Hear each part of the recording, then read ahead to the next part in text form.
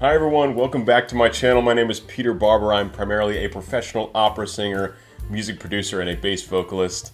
And earlier today, I had the pleasure of speaking with Jennifer Glatzhofer, a colleague of mine who has become a friend of mine, a contemporary of mine. She's in the reaction and analysis sphere on YouTube. She also is a phenomenal voice teacher. She's a musical theater performer, and she is now working on a bunch of really cool solo projects as well. She's just a wonderful person, a gem.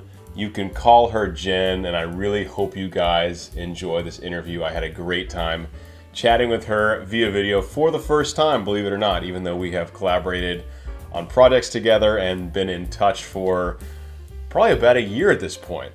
She has really become a friend of mine, and I know you guys are going to enjoy listening to this conversation. I hope you guys get some value from it. I hope you learn some cool things about Jen. She's a really cool person. So please sit back and enjoy this chat with Jennifer Glatzhofer. Hi, everyone. Here we are with Jennifer Glatzhofer, a dear collaborator and fellow reaction and analysis extraordinaire.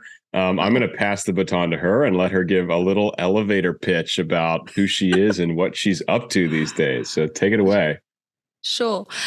This is always like, hi everyone, I'm Jen, but you can call me. You probably do know me from YouTube, the reacting analyzer. I've got to get both of them in.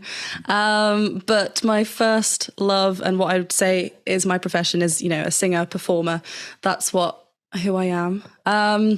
There's lots under my hat, but yeah, singer on YouTube, teach singing as well. In a function wedding band, that's what I tend to do. And then just loving life. That's great. That's a perfect little elevator pitch. Sometimes people really struggle with like a really concise thing. Yeah, Often I feel like I'll tell someone to give their elevator pitch, and then they give the whole story, the whole life. And I'm like, all right, let's back it up. We'll start at the beginning. We have no questions to ask now. Yeah. So that's the interview. All right. Now we know everything about you. Very cool. So yeah, well, let's go ahead and get into it. So yeah, I mean, big question, like what actually is your background, like pre-YouTube, musical theater, formal training? Like what did you do in high school and undergrad and whatever else? Yeah. So I've always, been involved with music and drama, performing, stage. I've always known that's something that I've wanted to do in whatever way possible. And then, things come up and you're like, oh, maybe I can't, your life takes you in many different ways. But I've always wanted to do singing.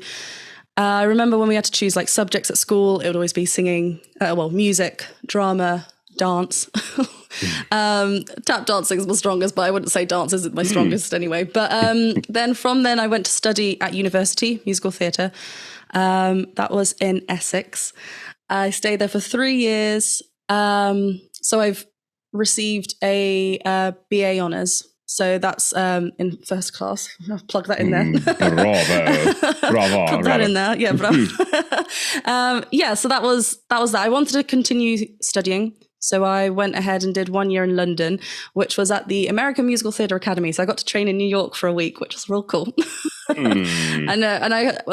Our hotel was like, we had to walk past Times Square to go to the studio. And I was like, oh, I could get used to this. It was very cool. And then from then, that was, I cannot think of the year, 2018, I think, that I graduated there. Then I had like an agent and I kind of went through a few auditions, and then obviously COVID happened. But yeah, that's the training wise. And then I started, I've always been interested in like the voice and like learning more about the voice. We always had music theory sessions in our training, and even back at school, I loved like harmonies, and my folder was full of them. So yeah, that's always been an interest of mine, and I took that further, and that's when I started teaching. So I just didn't want to not do anything to do with music. So you were proper pursuing the musical theater thing. So yeah, it wasn't just like you sang in undergrad, like you had the agent, you were doing auditions, you spent some time in New York. So, so I got, this is the agent back in, back in London. I had an agent. They wanted to put me up for a lot of cruises, and at that time, my heart wasn't in cruises because I was like, but then I'm gonna miss things here, and I want to stay here because I wanted to do like, not necessarily West End, but just musical theatre productions. So it was kind of. It was one of those like, if I go here, I'm going to miss this. But if I don't, then I'm just kind of not doing anything. And then I left that agency. I've had a little bit of up and down with agencies, which is why I think I am where I am now, because I don't like to sit still and like wait for something to happen. But yeah, no, I it will always be something that I go back to, musical theatre. I think like it's always something that I've wanted to do. And like, that's where my love lies, I guess. So like main goal coming out of uni was like perform musical theater in theaters on the mainland, not on cruise ships. I mean, now I'm kind of warming up to it. I'm like, oh, maybe I shouldn't. This is the thing. Like at that time, you're like, no. I've heard, I mean, obviously pros and cons to everything, but I have a number of friends who have done the cruise ship thing, and if nothing else, I've gotten to travel a bunch and perform in a bunch of really cool cities, and usually the career's waiting when you get back. Yeah, and I think it's so like it was so drilled into us that there's like, if you want the the performing life, it's plan A. There's no other plan B. You have to go for it. You want to have to sacrifice a lot. So I was like, oh my gosh, I need to like do this. Whereas now I've got a way more healthier approach. I like to think it's just am I going to get enjoyment from it? Will I wake up and like actually enjoy things and like just feel like I'm not? It's all down to enjoyment, I guess. But just a lot of. I've changed how I'm viewing things now, I think. And obviously there's still like a lot of learning to do. But when I left, it was very much like follow the steps, get an agent, get auditions. And then, when you start not getting yes from auditions, it's kind of like, oh no, it's me. I'm the problem. But it's not. Like it's, you're fine. You just got to keep going. There's a lot of. It can definitely be pretty brutal. And I know a lot of musical theater auditions can be like cattle call kind of thing, where it's just hundreds and hundreds, you get 16 bars, and then you're in and out. It's different in the opera world. I mean, you still do have to get a lot of no's before you get a yes. And again, like you said, it has nothing. It does, but often, if you are on the same level as a bunch of different people, if you're a really top performer, it's whatever they need. It's whatever they're trying to fill, whether it's like to make the company look good or just this specific type of voice they need for production. You can absolutely nail an audition and just not be the right fit for it. Yeah, exactly. And it's like who your partner is in the show or whatever. Like, do they look right? Or is the costume going to fit? Or like, we've got this certain prop that you need to fit under sorry, you can't. Like, and it's not down. And it's a little more there. It's a little more strict that way in musical theater. I think that's probably why they can do auditions so quickly. It's because they know in 5 seconds if they're whatever exactly they're looking for. Whereas like opera is more dependent on the voice. Like, do you have the voice for an opera house? Of course. Or do you not? Something you can only tell in person. And like, it's just a different kind of medium. But in the sense that a bunch of people audition for just a couple spots, at least that much is the same. They're all fine for that one. And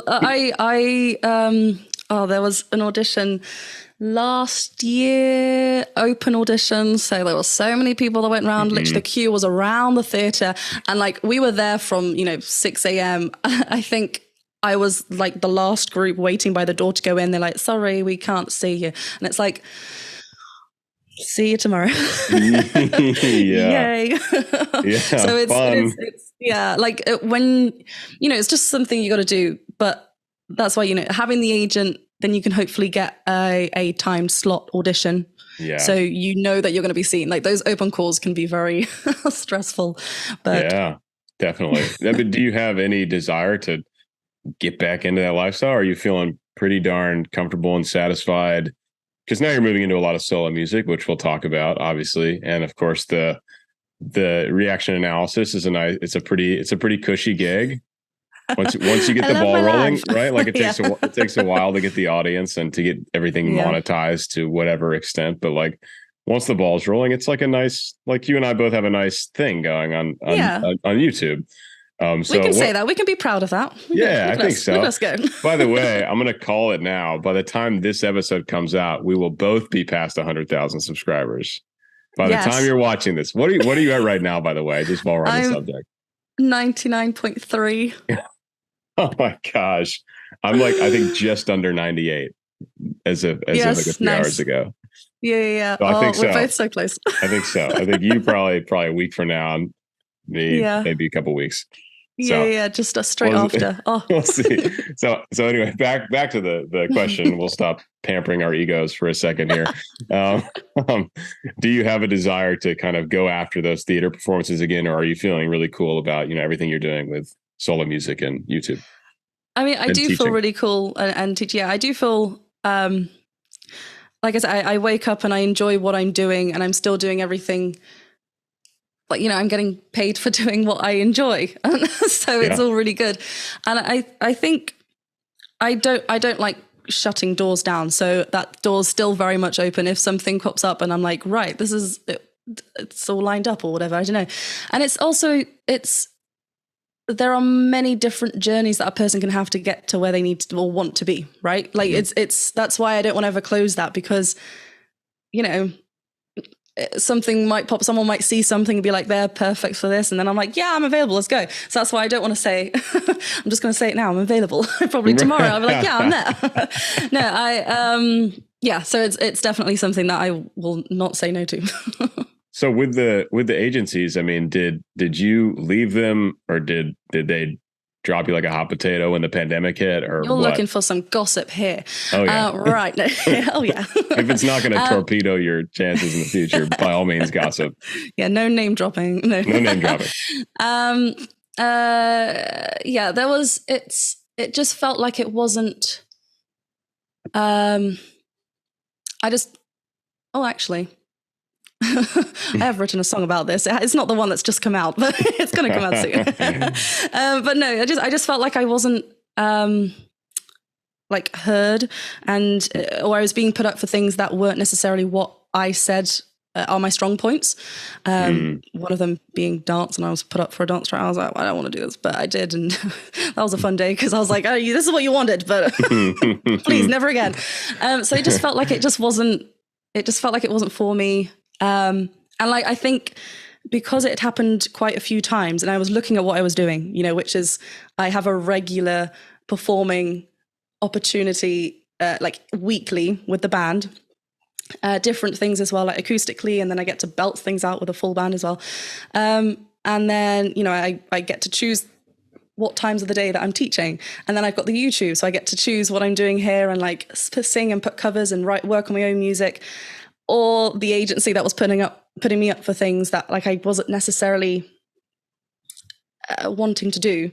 It was like, let's focus on this for a little while. I can come back to that when the time's right. And if I find the right, rather than just finding an agency because I was like, I thought that's what I needed. Like, let me just wait until maybe something makes more sense with and aligns with what I need at that point, I think. Yeah. So how'd you find the wedding gig? And I'd love to hear more about that. Like practice schedules, how you choose rep. Are there other singers? Because like I know there was we just had this huge like end of the year gala for AVA. It was my last thing I did with them. Like all the biggest donors, blah blah blah, and the wedding band they hire is phenomenal. They play all kinds of stuff, and they have multiple singers. So they'll have like a guy sing some Bruno Mars, then they'll have a woman sing some Aretha Franklin or whatever. And there's like a bunch of singers, and it's like it's not big band, but it's a big band. It's not like 30-40 piece. It's like maybe 7 or 8 instrumentalists or 6 or 7 instrumentalists and like I think 3 singers or so, and they'll trade off solos and they'll trade off harmonies and stuff. So like what's your situation there with the wedding band? Setup? So there's 5 of us. There's me, singer and keyboard player, which I learnt the keys for the band. I wasn't when I first, they were like, do you play keys? And I was like, okay, now I'm practicing. Fake it till you make it. Yeah, that was something I never normally do, but I was like, I need something. For sure. But yeah, so I'm the singer, then there's another lead singer, but then the guitarist, Ian, who I do the, Oh, okay. he's the guitarist in the band as well, in the acoustic duo. He sings some songs as well. We're trying to get the drummer to sing some because he's got a little bit of a voice, but he's a bit shy. But we all, I think it's quite nice for, like you said, it's nice like having different singers kind of come in and do something, like, someone sings something, the next person sings something else, just because then it gives the audience something new to hear. And I mean, we're big with harmonies as well. We love getting a cheeky harmony in. Yeah, it's a lot. We like covering a lot of like a variety of music. And it's not just weddings as well. It's like parties, birthdays, the occasional pub gig, just because we love some places and we like always come back. Those get crazy because there's like, they're so close. And I've got like my setup with the keys and then like the microphone there. I'm getting like nudged in the mouth. I'm like, hold on, my teeth. Excuse me, no. But yeah, it's a lot of fun. It's a lot of fun. And I've been with them since the beginning of 2019. Okay. But yeah, so but before it was very much like we were a 4-piece with either me, the female singer of the band, or the male singer. So that's the other lead singer. But we've kind of, after COVID, we were like, what are we doing? Let's just put them all together. And it's way more fun. We can cover a lot more. Yeah, it's a lot of fun. And I mean, that's, like I said, so me and Ian also do acoustic stuff, which is quite nice wedding wise, because we can do the whole day. So. Yeah. So how often do you guys rehearse versus how much you perform? Or is it all songs you've just had in the bag for a long time so you can just kind of bust them out? I wish. We actually hadn't had a rehearsal in quite a long time. We were like, guys, we've been playing the same songs for a long time. And when it gets to like wedding season, which is what we're currently in, people are requesting first dances or a specific song that they do want to hear. So we're kind of, and we do like to, we actually recently learnt Lizzo, About Damn Time. Oh, great song. It was About Damn Time. We did that because it was trending last year. Truly. I can't believe I just said that. That's the most cheesiest thing. I'm cheesy as hell, but like that was. And then into I'm Every Woman, which is quite cool. Going straight into that, so a little mashup. That's one we learnt just recently. But yeah, rehearsals, we don't, because we do gig regularly, we only rehearse if we need to like learn new songs, because we are otherwise like doing them every week. So we're getting, they get stronger and stronger. And yeah, so performing wise, we at least have like 2 a week. We tend to do like weekends. Yeah. So that's a good amount of performing, actually. Yeah, and that's why I love it. Yeah. So I'm just like, I know I know it kind of takes away like the Fridays and Saturday evening, but then at the same, I'm like, I'm doing what I love. So what are the truly? What are the hours like for the like night performances? So like potentially you could have both a show and a Saturday night, depending on when and where the gig is. Yeah, that's true. What do you mean, like a musical performance, and then go off to the gig? Because you could have, if let's say you have a gig with this band at the pub. Yeah. Then you're just at the pub, before and after the gig. Yes. When you're off the clock, or I don't know. I mean, well, so we can play like whenever. If it's like a full wedding day that we are doing, like we tend to finish maybe around like 12 at midnight. Yeah, that's pretty late. So it's that's cut off point. Well, I mean, maybe we finish a bit before or a bit after. That tends to be roughly, we had a full wedding day on Saturday. Myself and Ian were there from 11 in the morning, play them in the ceremony. We get free food as well, so it's all good. Cool. Yeah. But yes, we learnt their walk-in song. It's really nice because then they come up to us and they were like, "Oh, we had tears in our eyes when I was like, yes." It's really sweet. It's really lovely. So we play them. Obviously, if they want us to do that, but we play them down the aisle, and then during the afternoon drinks as well, when like they're having their photos, we can play for them there acoustically. And then the rest of the band join us in for the evening. So if that's what they want, obviously we're there for the whole day. Yeah, so no that's kidding. Saturday or whatever. That's cool. I've been to a lot of weddings, and it's actually rare, at least here, that there's live musicians during the walk down the aisle. Yeah, and even it's not even that common to have a live band for the reception and everything too. It's most often a DJ now. Yeah, I'm not that I'm gonna toot our own horns, but like it's just so much nice having the live, like because we get so involved, we get everyone singing back to us as well. I just feel like it's I've been to weddings that have DJs, but I find like, not hating on DJs, there are some great DJs out there, but sometimes like you want them involved as well, like talking and like screaming over the mic, whatever. But sometimes people just stand there and you're like, oh my gosh, the criminal acts that go occasionally. Criminal. No, it's criminal. Like the DJ at the last wedding I was at would just like put the song on, most of the time just like literally sit down, let the song play, and either have some absolutely jagged, unathletic connection to the next song, or just wait till the song plays out and then switch the song. And I'm like, that's not a DJ.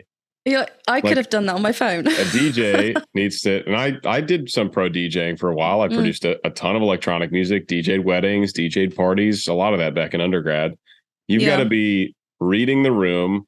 Like the second they're not liking the song, you find another song with a similar BPM and you transition to the point where they don't even notice the song's changed. That's a good DJ. Except that one person's like, ooh, nice transition. Yeah. That's me. That's me when I'm on the dance floor. I'm like, I was going to say, ooh. I'm like, oh, I hear something new coming. Oh, yeah, what is this? Yeah. Nice. Not like... I know. For the people listening and not watching, I just pretended to press play and then crossed my arms and sat back in my chair. Yeah. That he did. So the live band element is totally different and phenomenal if the band is good. So, I mean, it's like if there's a bad DJ, it's bad. There's a bad band, it's bad. If there's a great DJ, it's great. Yeah. And that's why I think we do the pub gigs as well, because then it's hard to be like, this is what we do. And they're like, but how good are you? And it's like, well, we can't just set up here and show you. So it's like getting people involved, like coming down and seeing us beforehand. But it's lovely hearing them come back and say how much of a difference we made the day. Like, especially when they do get the full days, I think it's just nicer because then they have us and like the music is covered. They don't need to think about anything. I think it's just something so like, I just love seeing the whole day pan out. And I don't know anyone, but we're just there singing, providing the music. It's something really nice about it. Yeah. That's nice. That could provide like a nice cohesive experience for the day too. There's like a certain aura throughout the day if you have the same musicians.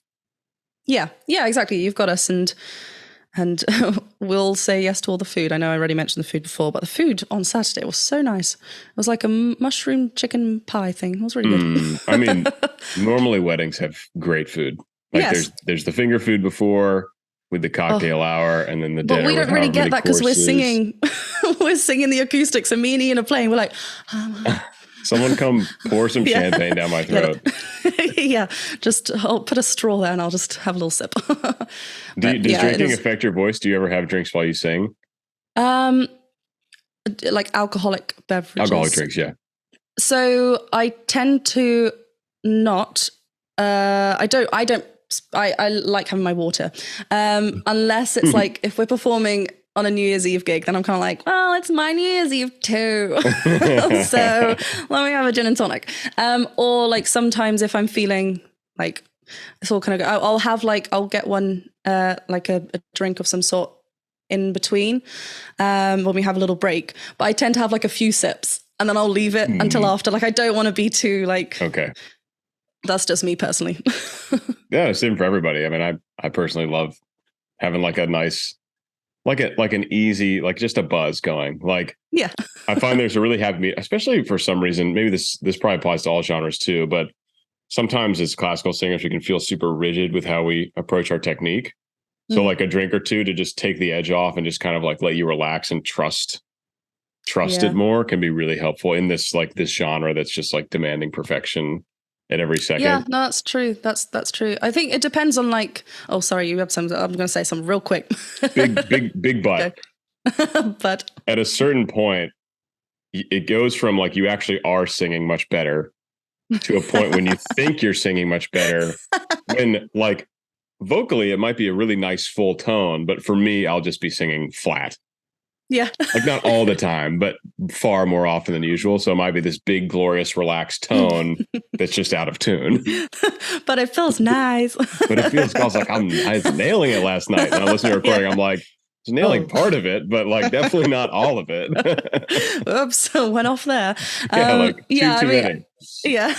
I think that's why like a few little sips I feel good. But I mean the rest of the band will have like something. It's really, I find it so funny. Like musicians are like, is it the only job that you can have a drink on the job? Like make it make sense. Yeah, and it can. And depending on the person, it really improves performance. Yeah, I think for me though, I've had it once where if I've had something really fizzy, I'd end up like, I'm like, oh gosh, I need to burp. Like what? So I'm like, I don't do it. I'm like, yeah.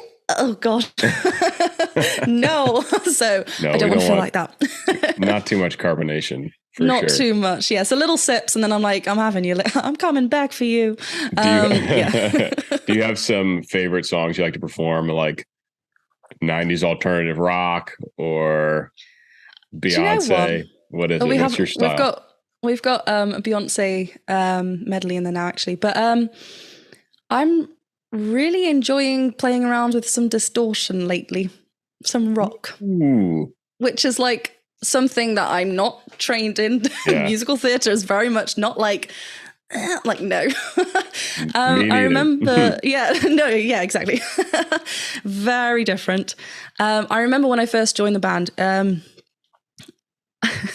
everything kind of sounded pretty much the same. Maybe when I would sing it, like it was very much like, right, what am I saying here? Let me because that's just what I knew. So I was just like, even I love putting like, being theatrical things anyway. I think that will always stay, but it's because of being in like a covers band and singing different styles of music, you get to also then experiment with different styles of singing and like different like parts of your voice. You get to really experiment with that, and I think it's just about kind of letting that go.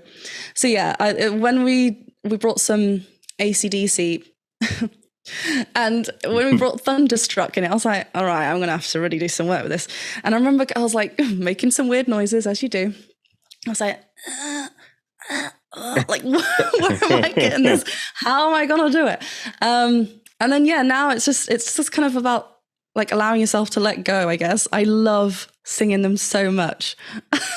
I'm like, I take the mic because obviously I'm on the keyboard, so it's on a mic stand. But when we get to those, there aren't any keys. So I'm like wrapping around, like letting it go, rocking out. It's a lot of fun. I do, the rockier stuff, definitely. So you've been able to just kind of like let the voice go, not worry about it, be comfortable with like these alternative kind of sounds, this alternative phonation coming out.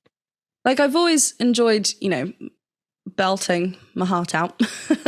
And equally like the softer stuff as well, like the acoustic.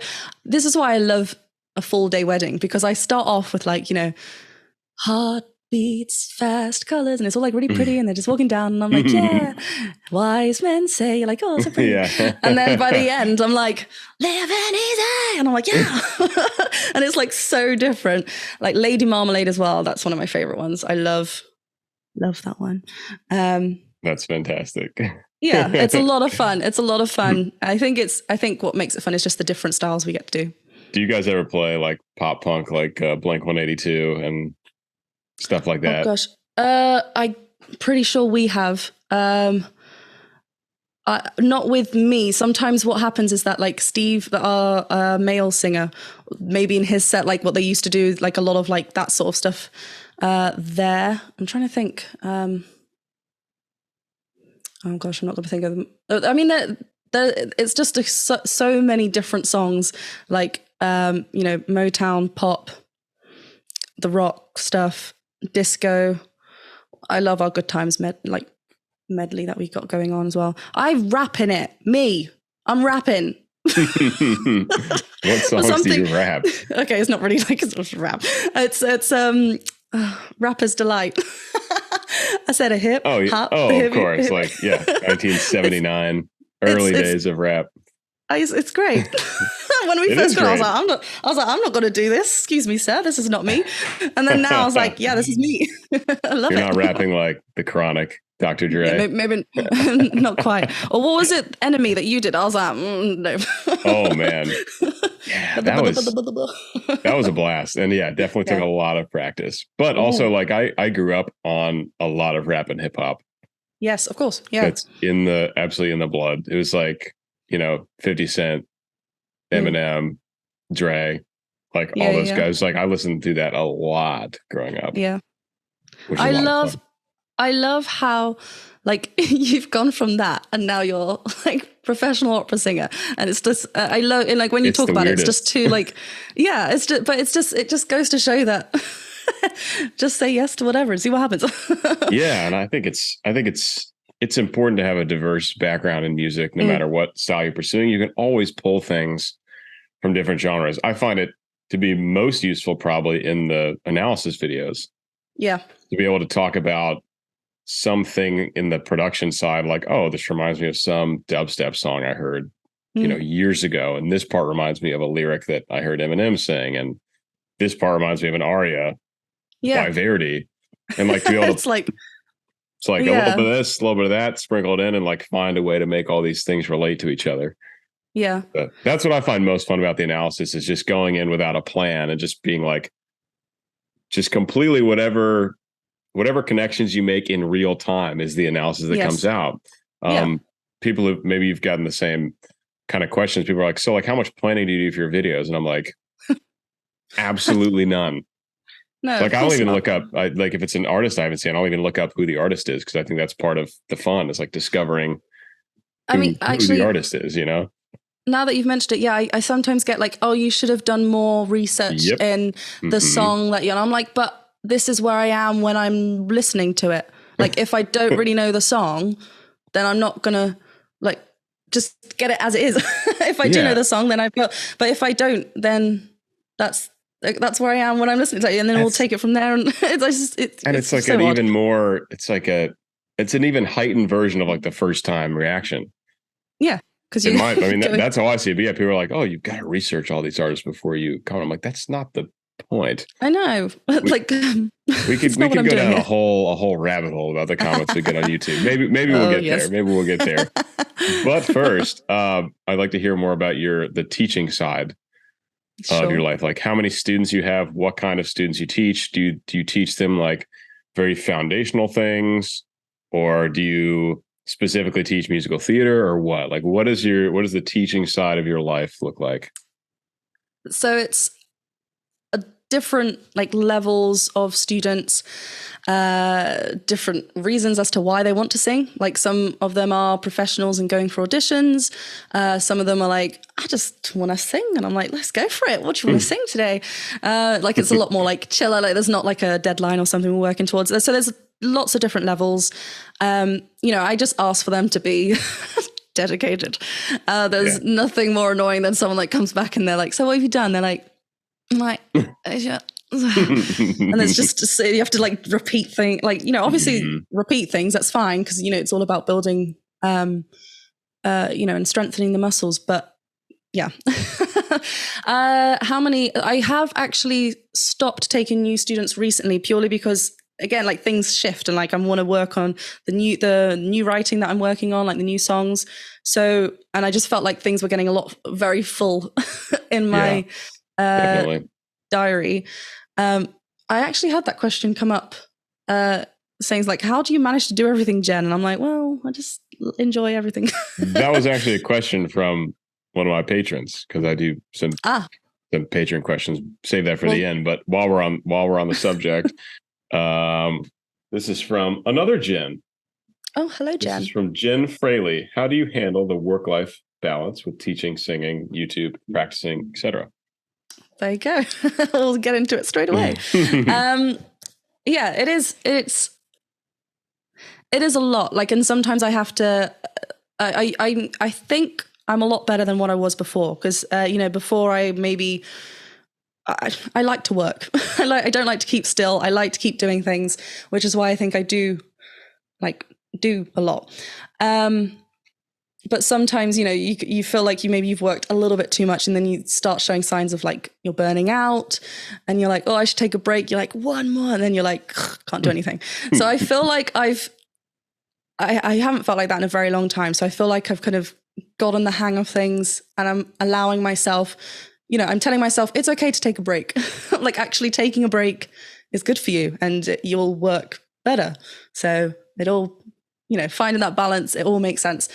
So I think a big thing was when I started like YouTube and even the teaching the singing, not so much the band, probably because I had to go somewhere to do it. Whereas the teaching was before, when I lived at home, we had like a little room with the piano. But it was all at home, and like YouTube was at home. So I felt like I wasn't going to work. So it felt like I wasn't really working. So it was kind of, I felt like I had to make my own deadlines. So once I kind of started doing, I had to make my own kind of schedule. So once I started doing that and started seeing it as a job, I was more like, cool. So that's my job hours, and now this is my relaxing hours. So I kind of shimmied that around. It is, some days are more eventful work-wise than others, but I feel very grateful to be doing what I love. Like, I wake up and I enjoy, like I said earlier, but I'm doing what I wanted to be doing, which is linked to music. And yeah, it makes me very happy knowing that I've kind of like, this is what I'm doing. I wake up and do this every day. So it's a good feeling. So what does a day look like? Like, if you just have a standard, and I know it's going to shift a lot because of all the different responsibilities, but like average example of a day. Yeah. What's it look like for you? Yeah. I mean, like you said, every day is different, but I like to book my lessons for the afternoon so I can have my morning. This is the thing. Like, then I don't really actually have many things booked in or scheduled in for the mornings. So I do have my mornings for myself. So, I wake up, have some breakfast, try and go outside. I need to get better at that, actually. But yeah, have some breakfast, maybe watch a little something. But then this is something that maybe I need to get better at as well. I will get my laptop on and maybe start editing straight away, or I will get my laptop and like I said, I do like to work. But yeah, so my mornings, even though I say are off, will be my editing time. Or I don't particularly like to film in the mornings, actually. I like to film a little bit later on. I like to batch film though. That helps save time. But yeah, so then if I have, I'll just change shirt. I'm like, it's a new day. I do the same thing. Yeah. I do the same exact thing. But yeah, then, so the mornings, if I'm doing like editing or something, then lunch, and then I'll have a few lessons. I think the most I have in a day is 5. I don't, they're like, some are half an hour, some are hour. That's what I tend to do, like either half an hour or hour. Then if it's not a busy teaching day, then I'll probably film. But if I am teaching a lot, then I probably won't film a reaction or video. Then I like to, evenings are kind of like, I'll have dinner. And if I've booked like a theatre trip, I like doing that. Or going to the cinema, or watching something on TV here, or going to like a gig or something nearby. I do like to be around performances. Like that's something that I like to do in the evenings as well. So that's probably a weekday. Obviously my weekends look very different. Yeah. So it's you get up, give yourself a little bit of time in the morning, and then leisure/edit. Yeah. And that's the thing. I do have a pretty like people like, how do you fit everything out? I'm like, well, it's because I'm doing things, and it is like if I've got a deadline with a music video or like a cover, then again things pile up and I get quite like it's a lot. And it's a lot of like time sitting at the computer editing. I need to pause because I need to teach. So let me teach. And I do all my teaching through Zoom now, actually, because of COVID, and then because of gaining students that aren't like 5 minutes away from me. So it's, you know, they're all across the world now. So it's quite fun. But yeah, so I do have, you know, I've chosen to do this. So I like that I have the freedom to kind of choose to do the lessons later on. So I have that time in the morning to, edit or whatnot. And you're putting out 3 YouTube videos per week now? Yes. It's like Monday, Wednesday, Friday. Monday, Wednesday, Saturday, yeah. Monday, Wednesday, Saturday. And do you generally shoot those in one? Actually, how long? So like, this would be an interesting question. Cause like now I for the last, I want to say pretty much all of 2023, like I hire out all my editing now. Yes. So I just shoot the content, put it in a Google Drive. A guy named Mason who does Mortius's videos, does my videos, and then Casper has access to my YouTube, so Casper goes in and gets everything ready for public release. So I pretty much just film it, and then I'll make the thumbnails and I'll deal with copyright stuff, but that's about it. So like, what is like start to finish? How long does it take you to make one of your reaction analysis videos? It's definitely, I feel like I've definitely got a lot more snappier with me editing, like the system. So it's definitely, you know, it was a lot longer before. But you do still edit your own content. Yes. Okay. Casper's also on my, shout out to Casper. He's also over on my YouTube helping me out there. And he had a lot more control before. And I'm someone who likes to have control. So I was like, Casper, can I do this again? But can you still be here just to double check? Because my spelling's awful. So he's more like, he looks over things. The Danish guy is checking your English spelling. Got it. It makes sense. It makes sense to me. And it's good to have someone just to look over things. But yeah, no, I enjoy the editing side. I like, and also I feel like it takes me a long time to, I'm stuttering now because that's what I do. And my intros, I'm literally like, I've said it how many times? So many times. And I'm like, blah, blah, blah. I'm just, I have to do that again. Like, you know, so I'd rather me just see that. I'll leave some of them for my patrons, but. Fair enough. But yeah, so it depends obviously on the video. Some reactions and analysis tend to be like 45 minutes long, as you know. Yeah. But let's just say it's half an hour roughly. Then, so if I do like, obviously I've been filming 3, so let's just say 2 hours. But let's just focus on one video. That's safe. Yeah, 2 hours for 3 videos. I think that's for filming. Because then I have to like swap camera, I'll know it run out. Oh gosh, I need to go right around, change my top, you know, all that. Then it takes a little time just to go on my laptop, editing wise. It can be, so just for a reaction, again, depending on how long it is, but it can be no less than 2 hours, I'd say. Then probably the longer ones up to 4 maybe. Okay. So like it is quite like long because I have to keep like kind of cutting them down. 4's like really like if it's like a long video. Exporting takes a little bit of a while, then popping it up. I don't know. I can't remember what numbers I said. What's maths? I didn't do it. But yeah, a long time. Did Casper do your math as well? Yeah. Yes. Shout out to Casper. Big shout out. Big shout out. I mean, it does take, you know, and sometimes the computer crashes and you're like, oh, good grief, and I have to go again. Oh. So you know, sometimes that does happen, and it's like, pour one out. I'm but yeah, no, it's like I say, I enjoy editing my stuff. I did actually edit a few videos for someone else who's releasing videos on their channel, just because they saw what I did. Yeah, I took something else on, and then they I told them, I was like, you know what? I think I've got too much on my plate. So I was a little bit more stricter with that one after a while. But yeah, because I do quite like enjoying doing those little zooms.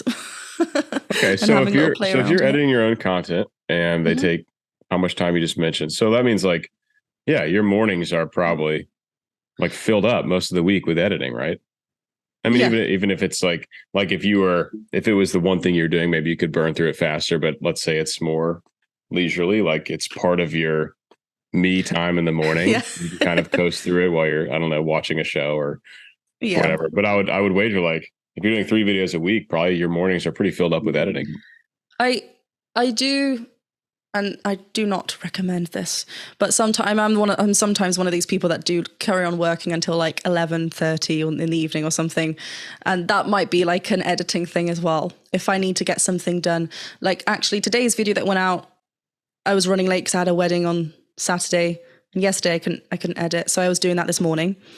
But actually I started last night. So that's like, so it's because I don't have that 9 to 5 job. It's kind of like it suddenly then becomes, oh cool, I've got this much time. Let's just do it now. Like it's weird how the work hours and relax hours kind of they do blur into one, which is it's you should have that time for yourself, but it is just tricky.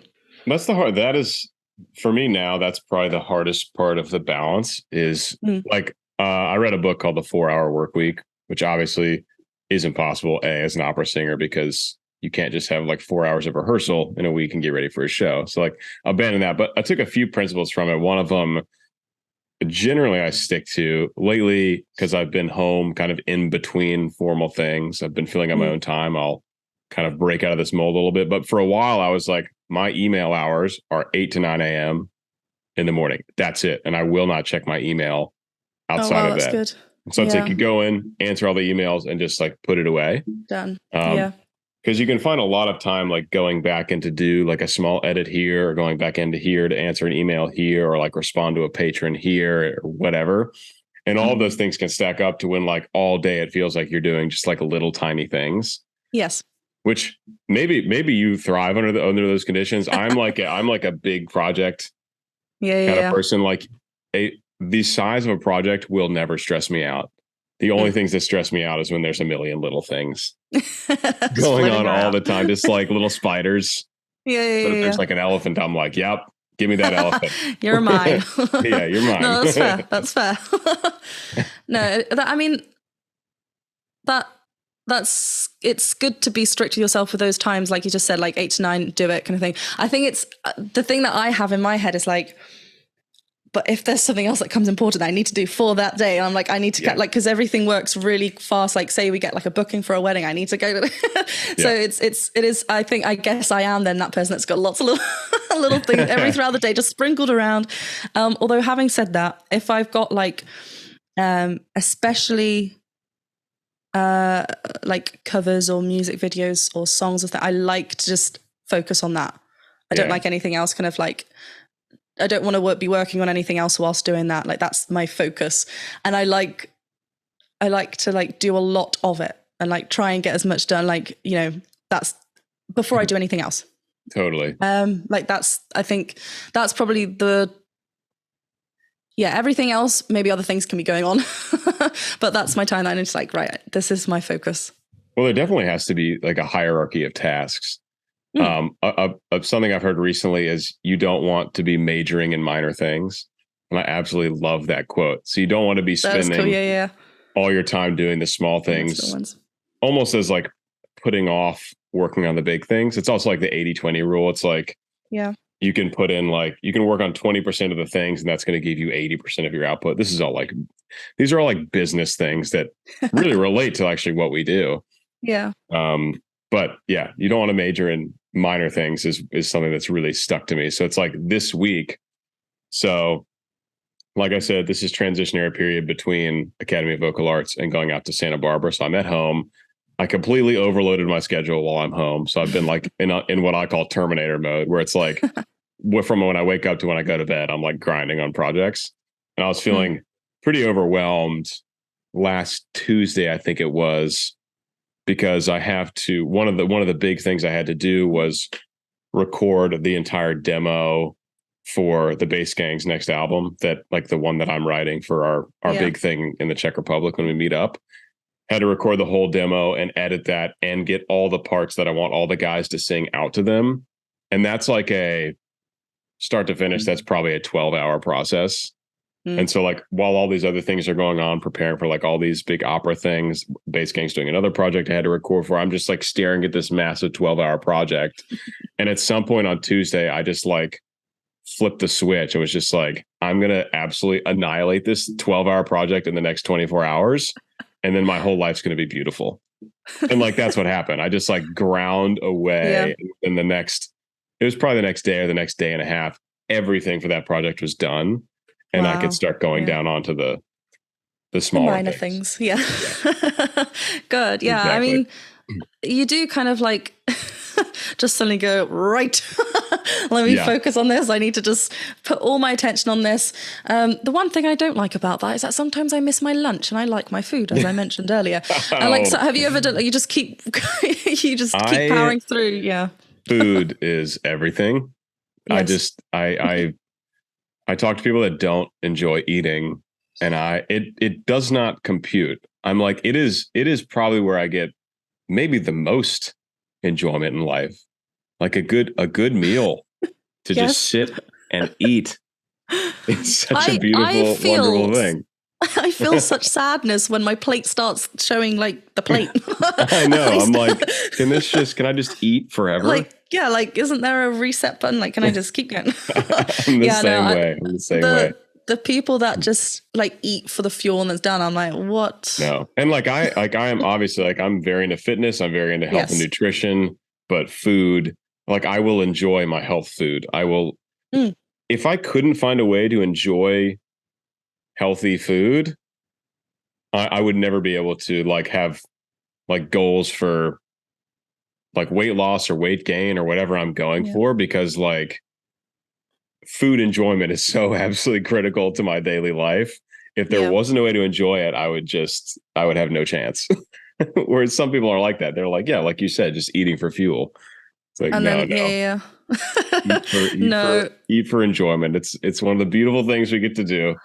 I'm someone who has like a food dance. I'm like, like I'm giggling, by the way. I'm literally like, I'm about to be so happy. I'm enjoying this tangent for the moment. So like sorry, what are some of your favorite things to eat? What are some of your favorite places to eat? And are you in London right now? Yes. Yeah. Okay. So in London, because I've been to London once for like 3 days. Nice. I couldn't tell you a single place I ate, but I remember I had some fish and chips. Yes. I had some of the pie. What's it called? The very like a meat pie. I mean, you are asking the wrong English person here, because I'm not. I am half Dutch, half Italian. Some kind of a meat pie. Meat pie, cottage pie. Something Shepherd's like that. Pie? Shepherd's pie. That's okay, it. there you go. And I did go see an opera at the Royal Opera House, which is wonderful. But like food's in London. What's your go-to? If you have like a free night and you're like, I can eat anything tonight, or I can order out from any restaurant. You've got a $500 budget. Whoa. All right, maybe not 500, maybe 100 pound budget. What are you getting? Oh goodness, there is a wonderful. I mean, the cuisine it's Thai food. I love it. Down the road from us, there's loads of them down the road of us from me actually. It's so good. Like, I might do that tonight. You just said Thai food, and I'm like, chicken pad Thai needs to be in my belly. It's the pad Thai, and it's so good. Just like everything in there, the salt, and like also just how it's presented in the bowls that they have in that restaurant. I'm like, I'm getting hungry. Like my stomach is. I'm so sorry. I wasn't hungry 10 minutes ago. You asked the question. I did. This is not at all where I didn't really know where this conversation would go, but food cuisine was not even on my radar. So this is great. I love it. We love a spontaneous food chat. Okay, so Thai food is a go-to for you. Yeah. I mean, I do enjoy many different styles of food, like cuisines, and I mean, I never really used to eat out before because my mum, being Italian, she used to cook beautiful pasta dishes. So I've kind of taken that as well. I love cooking pasta dishes here. Oh my gosh, going back to something that how do you cook spaghetti a lot? I do not. I cook. Okay. I cook fairly often for myself, but I've got like a few meals I can nail. Oh, okay. So I reacted to this home free video, and they snapped the spaghetti before cooking it, and I was like, I had to pause it to I had to pause it and just say, and they were like, why you put this? You're not pausing about anything vocal. I was like, no, pasta. My Italian so many people is just burning. I was like, something's not right in me. But yeah. American South, But yeah, I mean, there's many that the Thai just stick out. That's from just like here. If I was to go out now, it'd probably be that. All right, okay. I need to figure out what to do for dinner tonight. It might be Thai. Also, haven't had Chinese in a while. Oh, yum. I did a very big leg workout this morning, so I'm free. So the Thai is calling you. Wow, that was a really fun tangent. I can't remember. Actually, before we even get off London, I'm not sure if you're aware, but the Wellerman are there. Like Bobby is about to fly over there right now.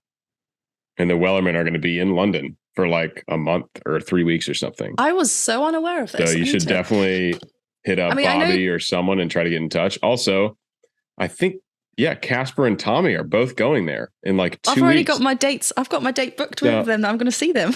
Yeah, absolutely. I'm going to have a few drinks with them. It's going to be great. Please. Yeah. Find a night you're not performing and like have some drinks.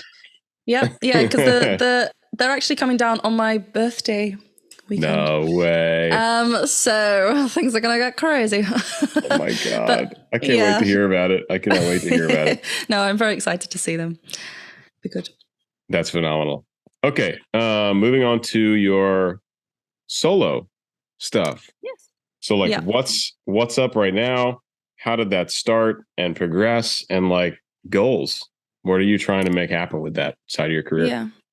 I mean, for those with keen eyes, and please do not, actually earlier on in my YouTube channel, there are actually a few original songs with me and the guitar being like... You've just asked everyone still listening to go like fishing for it. I mean, it's still there. I could easily put it on private. It's fine. It's cute. It's a cute little Jen. But no, I've always kind of been like, I've got so many, like, when we went on holiday and we'd go into like, enter a pub with my family and someone's like singing and I've got like a napkin and I'm writing lyrics. I've always been kind of like writing things down in notebooks and like doing that. I guess through lockdown was when it was, I think it was like a second or third anniversary with my partner Jacob. And I was like, oh my God, I got nothing to get. So I wrote a song. Okay. And then from then I was like, I was like, I'm going to start doing this again. Let me just like start focusing on it because I do really like it. And I think I really wanted to, like, I like writing stuff down. I can hear melodies, but I just wanted to, I knew I kind of wanted to work with someone on these projects. And that's when Ian came along. Yeah. And it's Ian. No, it's really lovely working with Ian because he hears the juicy, yummy chords, and I'm like, yes, that's what I want. And like we're both there, like, yeah. So yeah, then we started doing covers obviously together, but then we started having more writing sessions with one another.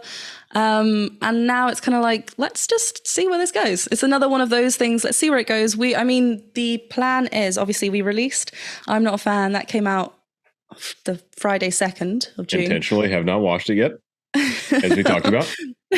Yes. But that came out then. And I mean, I'm really, I'm quite overwhelmed with how it's been received, like how it's gone. It's just, it's really positive and it makes me very happy. But yeah, we are working on a full album. So we've got loads of things. Actually, on Friday when I went round, we worked on some more ideas. It was one of those ones like, I think my notebook's over there, but you know, this is something I've been working on. Da da da da. He had just popped his guitar down. He picked it up, and he was going something like this, and I was like, yes. Oh, it was so good. You know, one of those classic moments. You're like, oh my gosh, it's happening. This is great. But yeah, so that's the plan, is that we're working on a full album of genre is yet to be specified because we just love so much. Yeah, I mean, don't pigeonhole. Yeah, exactly. Yeah, experiment. It's a lot of fun, and I like that. It can be, you know, quite daunting showing your inner thoughts to someone and then being like, oh, I like that, I don't like that, I don't like this kind of movie. You know, you're like, what? That meant so much to me. No, but you know, so it is kind of a bit, and I think that's what was stopping me before. But yeah, it's kind of just about letting that go a little bit and just seeing where things go. So yeah, so it sounds like for that path, it's like, let's see where it goes. It's not like there's no like specific goal.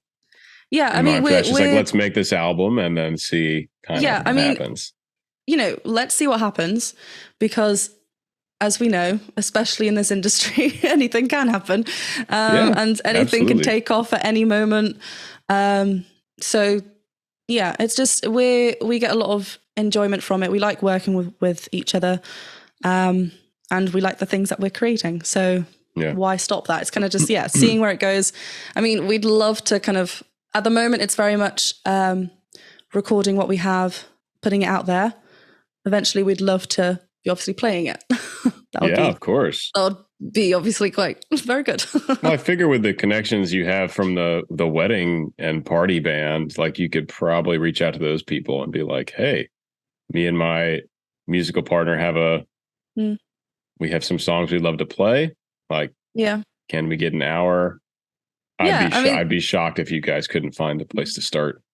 I think what's something that, you know, I've learned just from this first single is that actually, yes, from like the band and wedding side of things, but also on YouTube, like the people that support what we do already, you know, there are people that work in radio stations, there are people that work in like photography, and they're like coming forward, they're like, we'd love to do this, you know, like, let's pop you, like, we want to do this for you, and I'm like, you guys, this is so sweet. Like, I love, I mean, I'm sure you have this as well, like the regulars that always kind of comment, and they're so sweet and just so supportive. And it's just, I think that's what you kind of forget the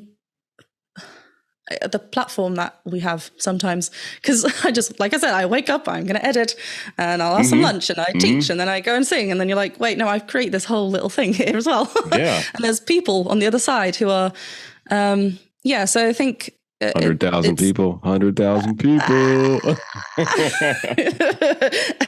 What? It is. It's. Do you do this? Sorry, just a slight tangent again. When you go to a venue, do you check the capacity of? It blows my mind. I do that so. Blows my mind. Yeah, and I'm like, wait, and because then what tends to happen is maybe it's like, oh, there's 4,000 here or something. And I'm like, no, you're like, wait, you're like 4,000. That's a complete flop of a video. Like for a reaction video. Garbage. You're like, what? I'll get this in the first 3 hours. What? What are these people? Come on, you could do better. It's wild. And I'm like, God, I can sell this out. Let's put on a show. Come on.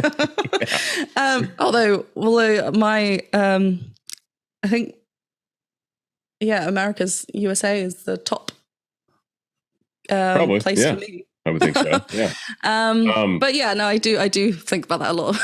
It's weird. It's so easy to get lost in the numbers, and humans in general are really good at adapting to things. I chatted with Lauren Paley yesterday morning. Yes.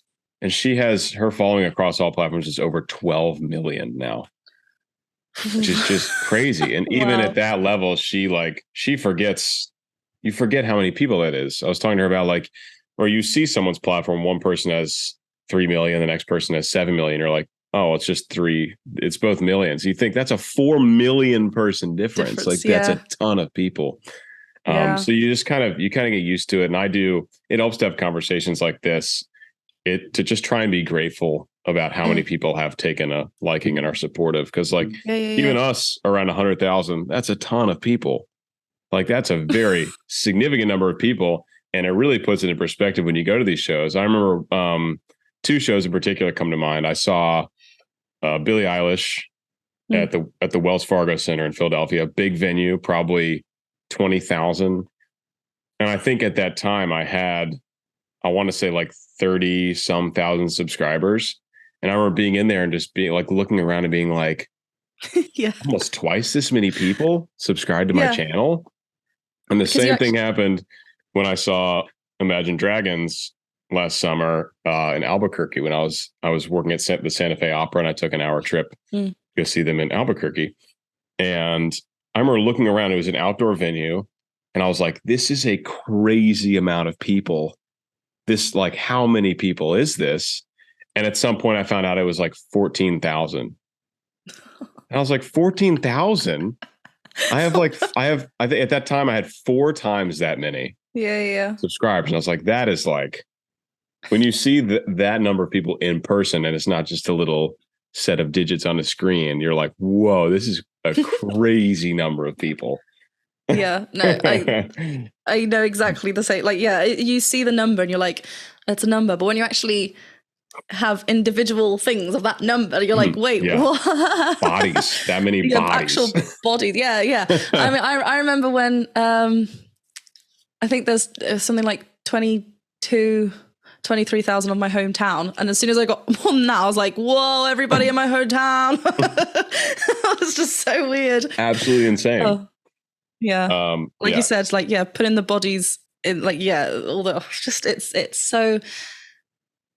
just crazy. It's just to think about. It's just, It's also weird just to think about how, like, that is at its core the difference in terms of reach that you have performing live versus YouTube. And I've thought about this a lot as an opera singer, because there have been times, like, I'm sure in a lot of ways very similar to musical theater, where it's just very demanding. It is like, you put in so much work to even have a chance to, like, perform, right? There's a lot of this front loading to be prepared to sing a role, for example. And I think about, like, my YouTube channel gets, I don't know, 800,000 views a month or something like that at this point. Like, that's more people than I'll perform for in years upon years upon years upon years. So it's like, it's so valuable in that way. Like, the live performance is so special, and it's a different kind of connection you get with people live. You can't recreate that online. Yeah.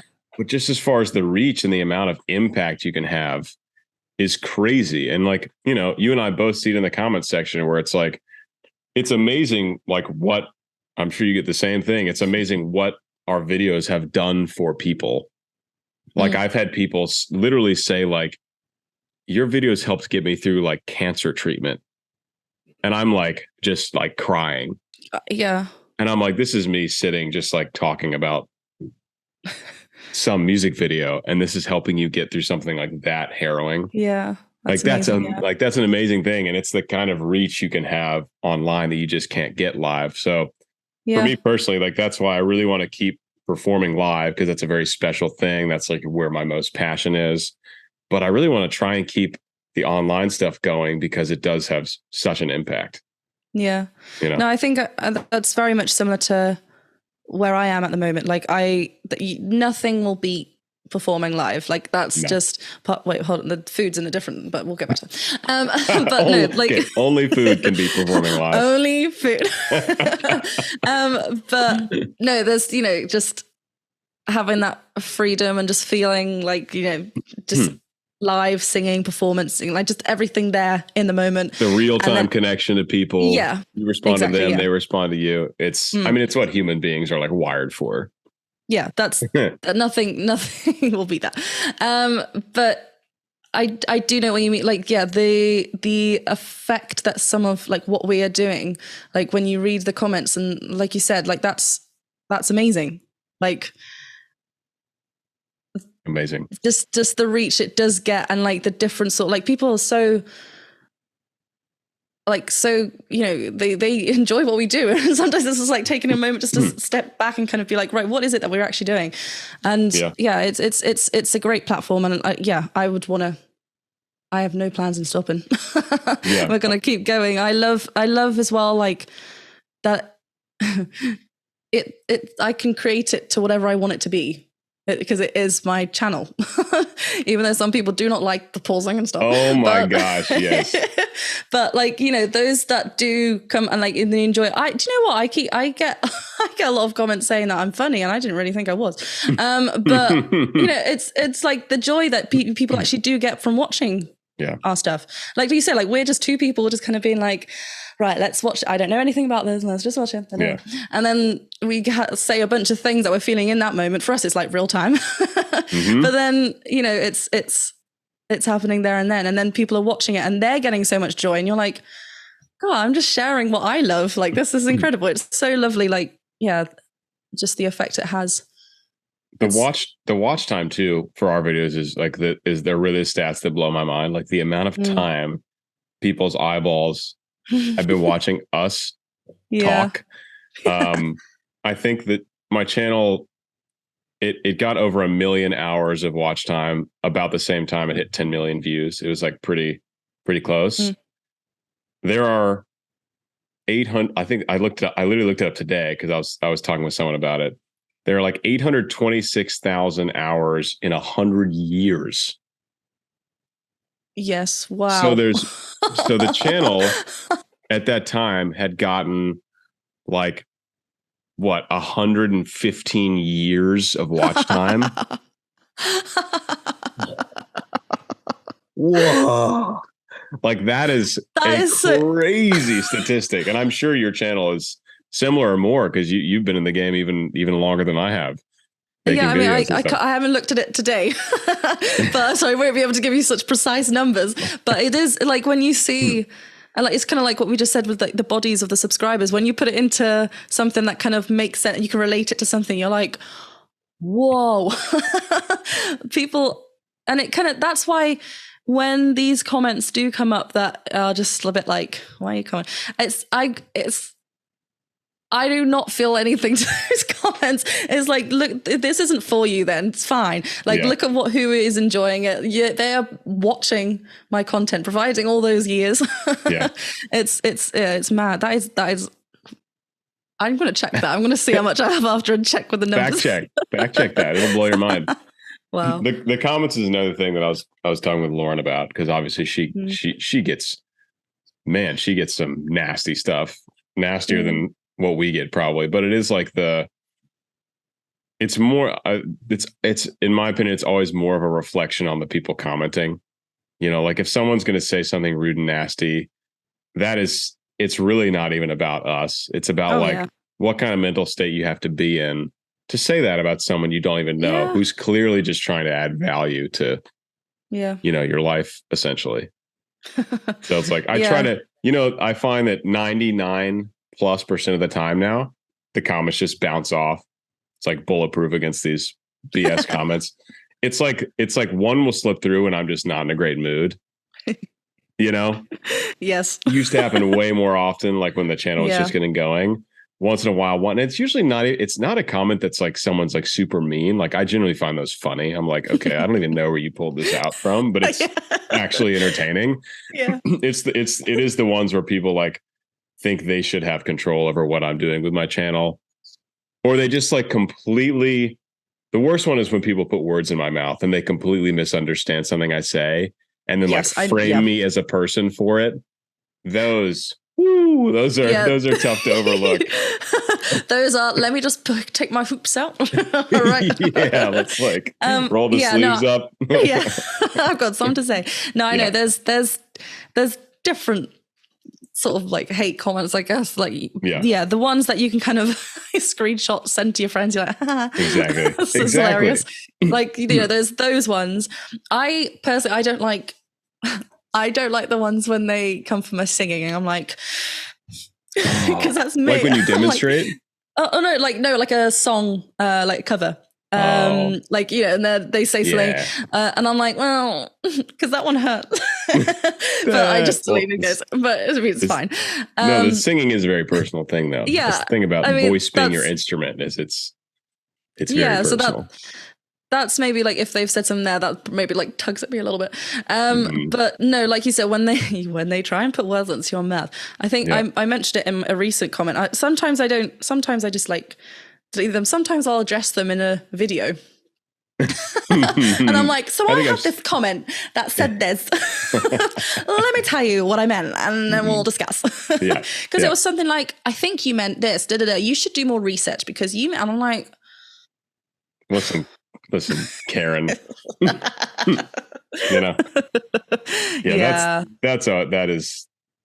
is tough. But again, it's like, okay, you watch the whole. It's especially like. They'll be talking about something you said 23 minutes into a video. And you're like, you watched me talk eloquently about this topic for 23 minutes. And you feel the need to point out like this tiny thing as if it's like the world's worst mistake. You've been here for the entire thing, Sal. Hands go up. I mean, yeah. I had someone do me the courtesy today, not comment, but actually sent me an email that they were upset that I was talking so much in a video. And I actually responded to the email. I said something like, the fact that you took the time to email me this says a lot about your character. Best of luck with everything. Best, Peter. I love that. I know. Oh, God. No, I've not had an email, I don't think. Unless they're in spam. I don't check that often. Yeah, no. Sometimes people will go through great effort. Like I've gotten, not often, an email or a couple through like my website contact form. Yeah. I'm like, you really wanted me to see it. Wow.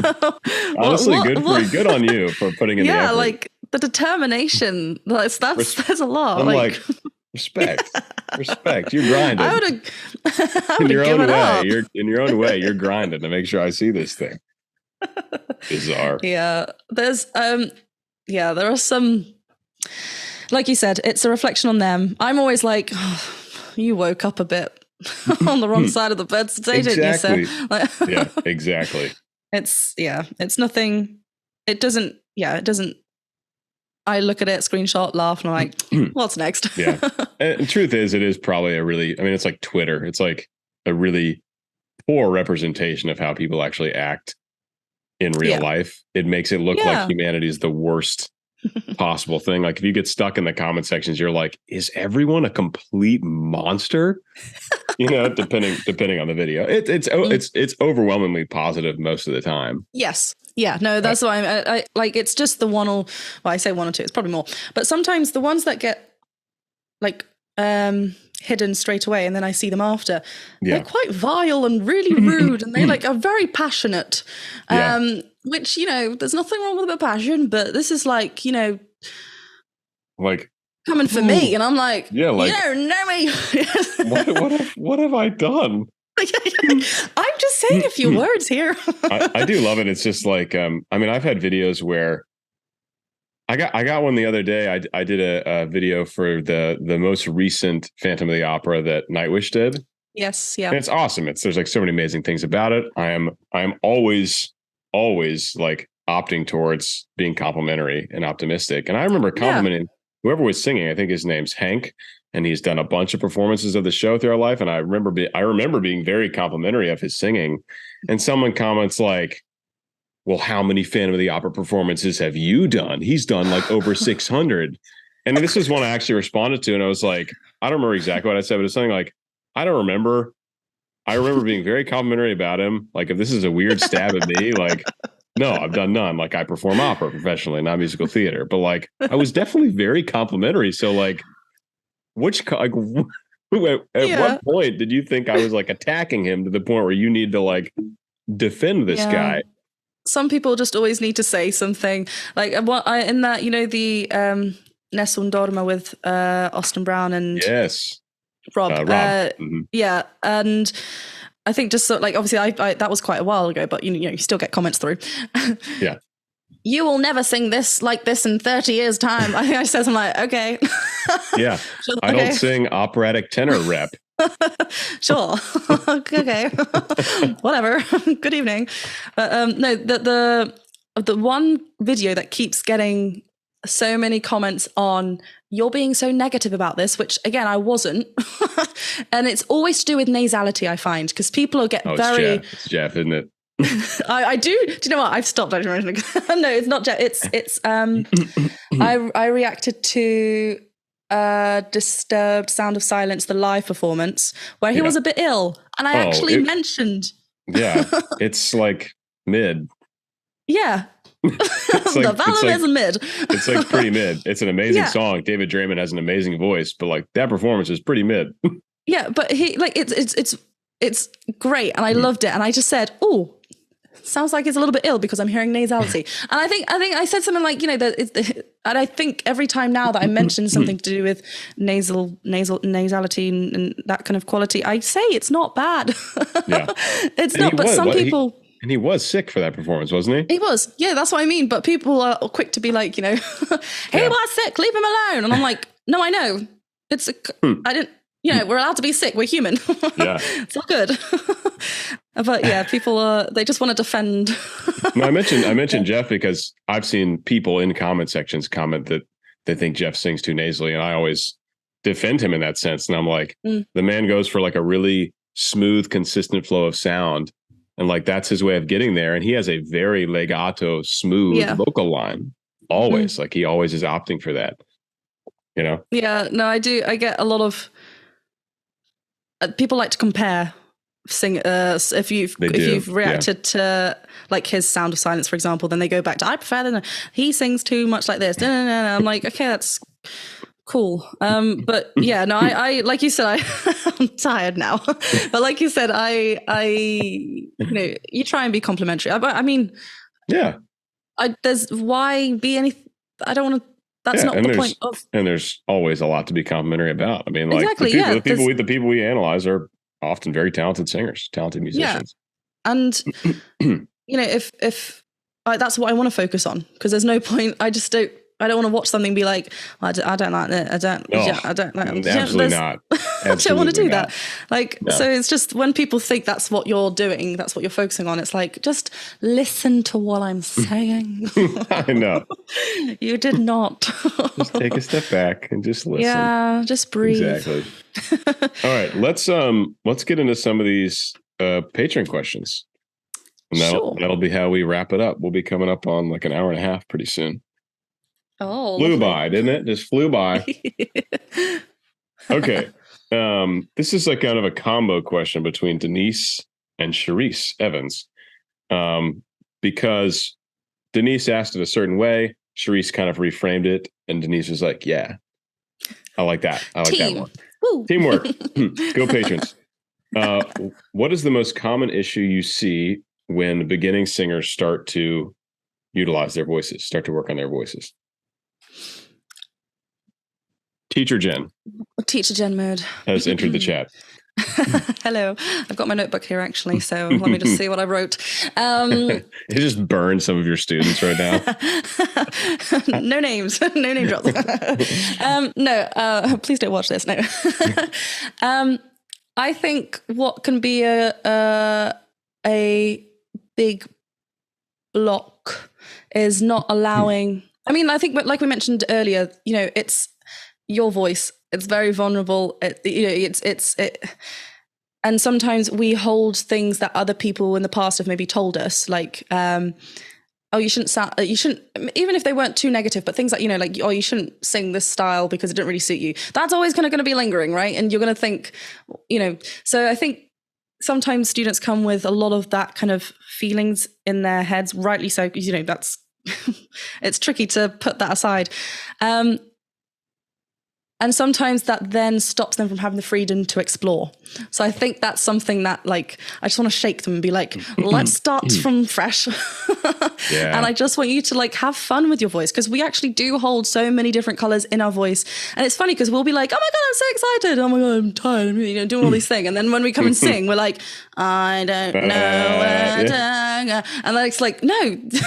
So I have to be like, what did you have for breakfast? And they're like, oh, I had. And I'm like, oh, do you know what? You just did there. Let's do that on an exercise. Like, you know, bring it out like that. So it's kind of, sometimes that can be quite like, you know, just trying to kind of get that sort of, that freedom and the freedom to go wrong.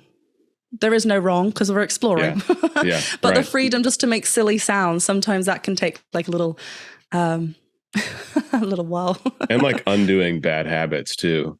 Yeah. Like if you've dealt with someone who, let's say they went through undergrad, uni, and they had a teacher that, you know, they just kind of ground, because there's a lot of unqualified teachers out there. There are a lot of them. And so if a singer comes with 4 or 5 years of a bad habit drilled really deep, that can be a really tough thing to unpack. Yeah. Yeah. I mean, you just have to, you know, you are there as the singing teacher, yes, but you're also there as like their support and positive kind of like, you know, the just keeping everything like, yeah, just support and light and just a lot of love there, I think, because it can be so, it's very daunting. And if they're unpacking, like if it's bad habits or like things that have been picked up, you have to kind of like start again and build it up again. And that can take a lot. And that can, you know, sometimes people are so dead straight into like, no, but this is,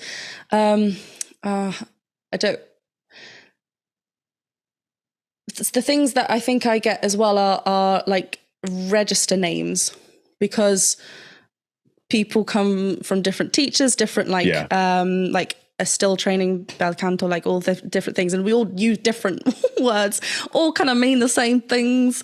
But it's kind of like, that's why I tend to ask them what that makes sense to them, because every singer is different as well. Some people like imagery, like working with those kind of things. Some people like thick folds and thin folds. Some people like chest voice and head voice. So it's kind of like, and I just want to make sure it makes sense to them, right? So yeah, when people come and they need to kind of like start again from fresh, right? What makes sense to you to like, in terms of like where you want to sing, what makes sense to you? How are you best going to learn? Let's go from there. I mean, this is why I do like to kind of go back to like those silly sounds again, because we do hold so many colors in our voice and people forget. But yeah, having that, as soon as that kind of,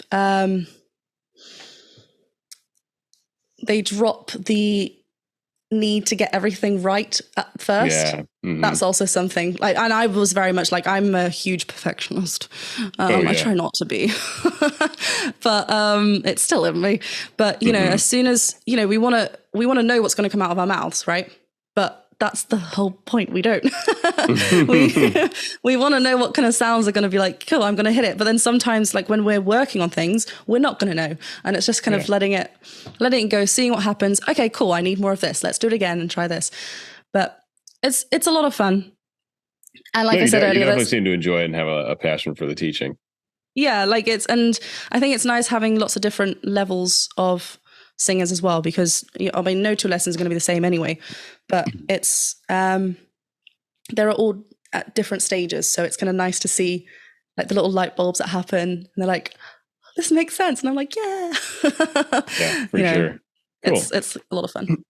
All right, so we've already done the work-life balance.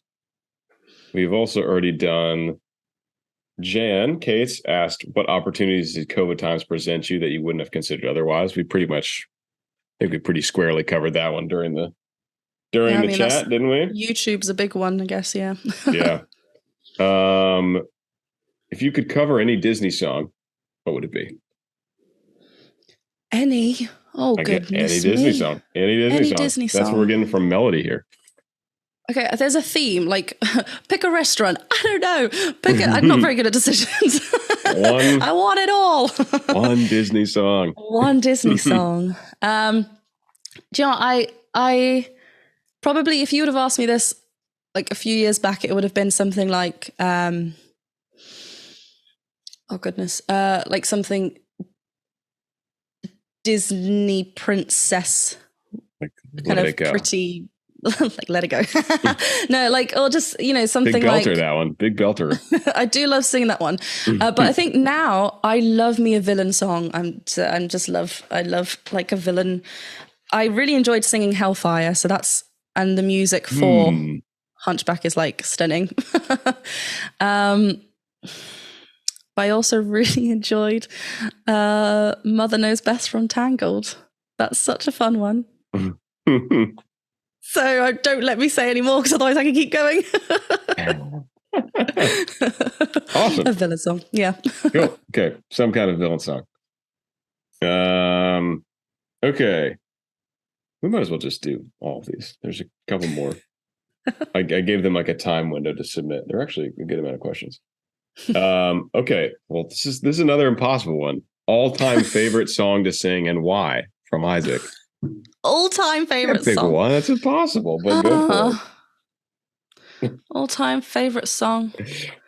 Okay, I'm gonna say, oh good. I thought too much now. No, see, it's got to be like gut feeling. I know. Okay, the only reason why I'm saying this is because of who I sang it with. I know maybe that's like a little bit of a cheat, but if I had one song to sing, it'll be with my granddad. We sang The Prayer, you know, as in Celine Dion and Diego Bocelli. Yeah, he was a professional opera singer. I think I remembered telling you. My granddad, a while back. He's retired now, but yeah. So I got him. He would have sung it better than Bocelli. I'll go on record and say that if he was a real professional opera singer.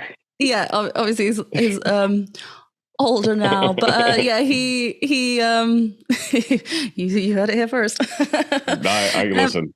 I'll say it. I'm not scared. Anyone who's listened to us for an hour and a half loves both of us, so I'm not worried.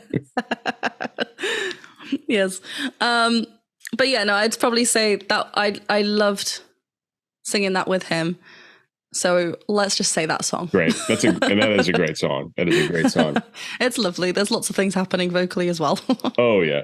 Okay. From Chris Ivy, is there a specific quality to someone's voice that draws you during an initial hearing? I don't know. I assume they're talking about reaction analysis videos, but this could also definitely apply to your teaching. Like if you hear something like, ooh, like that, like in a beginner scene, you're like, ooh, potential there. Yeah. Okay. I mean, reacting wise, I mean, it's got to be like a clashy dissonance, some sort of like, if it's like an a cappella or just harmony, I'm just like, what happened? Yeah. I'm like, I need to go back. So that's definitely something there. I think as well, like, I talk about it a lot. Actually, I talked about it quite recently when I did my Part of Your World reaction and analysis to, the song. And it like just sometimes, like when a singer hits a note and it's just the tone is so spot on. Like it's just, I know I mentioned earlier, like the rocket kind of stuff, but like when it's just like clear and like open and just like, and then it can actually, even if it's just like one word and then it kind of like, it just stands out and you're like, whoa, that was a full sound. And like, it just like fluttered there and it went. And I was like, well, I need to listen to that again. And I guess that's what something that can also be brought to singing lessons as well. Less so the harmonies and clashes, because there's only one normally. But like when they're singing and they kind of get lost in the moment a little bit and they like hit, like it's not necessarily like a high note or low note, just could be anywhere. And it's just like, it just shines. And you're like, and I'm like making a note. I'm like, what did she do there? Hold on a second. I need to know. Like those, they kind of, that's what sticks out. Awesome. And I'm going to hit you with one last question. Do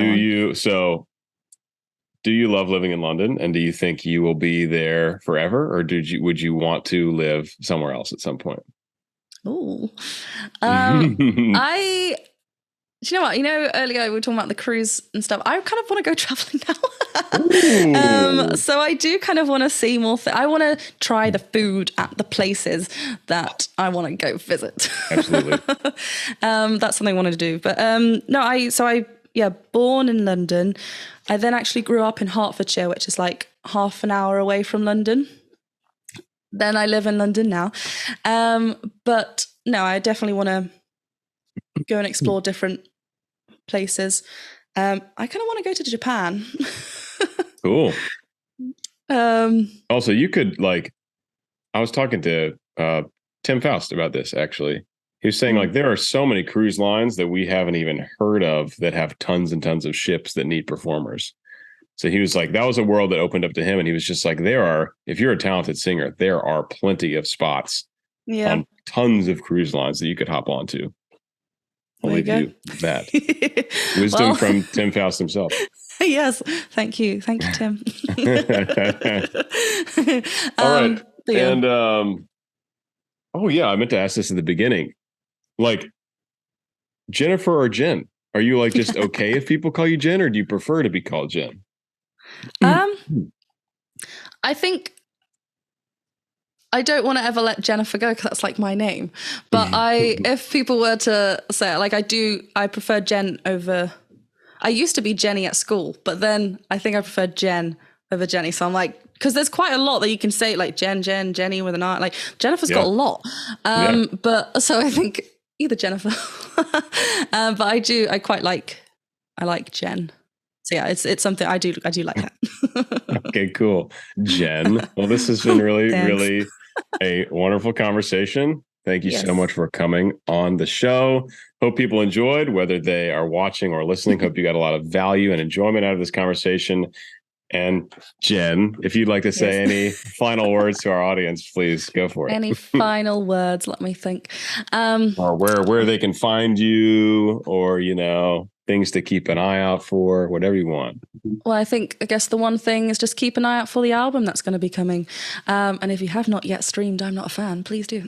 But yeah, no, more content coming your way on every single platform because there's just so many platforms. Thank you for having me though, Peter. Of course. It was lovely to chat with you. Yes. Alrighty. I'm going to cut the recording and we'll have a little debrief afterwards. All right. Yes. Ciao.